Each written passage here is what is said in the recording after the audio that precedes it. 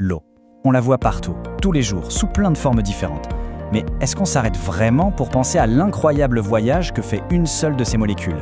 C'est un processus qui paraît simple, mais en réalité il est presque magique. C'est lui qui régit notre monde, de la goutte de rosée le matin jusqu'aux immenses glaciers. Alors aujourd'hui, on va suivre ce périple ensemble. Allez, on plonge directement dans le sujet. Ce schéma, ça va être notre carte, notre guide pour tout comprendre. Il nous montre les 3 grandes identités de l'eau, solide, liquide et gazeuse. Et il nous donne le nom de chaque passage, de chaque transformation possible. C'est la base de toute notre exploration. Alors, voilà notre feuille de route. D'abord, on va se familiariser avec les 3 états de l'eau. Ensuite, on suivra l'eau dans son grand gel, puis on la regardera fondre. Après ça, on la verra s'envoler dans les airs. Et pour finir, on découvrira une règle d'or, une loi qui ne change absolument jamais, quoi qu'il arrive. C'est parti pour la première étape. L'eau a en quelque sorte 3 personnalités bien distinctes, 3 manières d'être.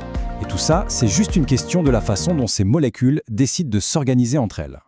Ce qui se passe à une échelle microscopique est juste fascinant.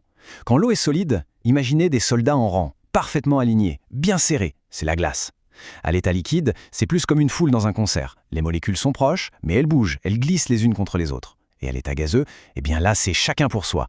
Les molécules filent dans tous les sens, avec d'immenses espaces entre elles. Bon, passons maintenant à la première grande transformation. On va suivre ce voyage incroyable de l'eau liquide qui, en se refroidissant, va devenir de la glace, un solide. Le nom scientifique pour ce tour de magie, c'est la solidification. C'est tout simplement le passage de l'état liquide à l'état solide. C'est le moment où le désordre relatif du liquide s'organise pour former une structure cristalline parfaite. Pour bien observer ce qui se passe, on peut faire une petite expérience. On met de l'eau dans un tube à essai, qu'on plonge dans un mélange super froid de glace pillée et de sel. Ce mélange, ça descend bien en dessous de zéro. Et avec un thermomètre, on note la température de l'eau minute par minute. Et voilà ce qu'on obtient. Ce graphique, cette courbe, elle raconte toute l'histoire. Au début, la température de l'eau liquide chute, c'est logique. Et puis d'un coup, il se passe un truc bizarre. La courbe devient toute plate. Elle ne descend plus. Et ce n'est qu'une fois que toute l'eau est gelée que la température se remet à baisser. Alors, que s'est-il passé pendant ce fameux palier? Le point crucial, il est là. Ce plateau, il se produit précisément, pile poil, à 0 degré Celsius. Et pendant tout ce temps, même si on continue de refroidir à l'extérieur, la température de l'eau qui gèle reste bloquée à 0 degré Celsius. C'est quand même fou, non? Pourquoi? Eh bien, voilà la réponse.